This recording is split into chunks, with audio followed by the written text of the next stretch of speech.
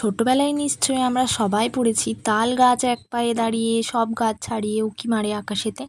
হ্যাঁ, ঠিক ধরেছো, আজ বানিয়েছিলাম তাল ফুলুরি। আমাদের এখানে শ্রাবণ মাস, কিন্তু এখন তাল খুব পেকে গেছে। আর এই তালটা কিন্তু খুব মিষ্টি ছিল। তাই তালের মাড়ি বের করে নিয়ে একটা পাত্রে নিয়ে নিয়েছিলাম।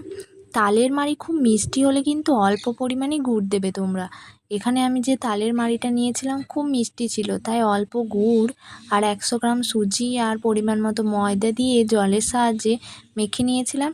মেখে নেওয়ার পর কিন্তু কিছুক্ষণ রেস্টে রেখে দেবে, কারণ সুজিটা ফুলে উঠবে, তবেই কিন্তু তাল ফুলুরিগুলো খুব নরম হবে। এরপর কালো জিরে আর মৌরি দিয়ে ভালো করে মাখিয়ে নিয়ে এবার গরম তেলের মধ্যে ফুলুরির আকারে ছেড়ে দিলেই তৈরি হয়ে যাবে তাল ফুলুরি। ওপর থেকে ক্রিস্পি এবং ভেতর থেকে একদম নরম তাল ফুলুরি। তোমরা কিন্তু বানিয়ে দেখো। টাটা।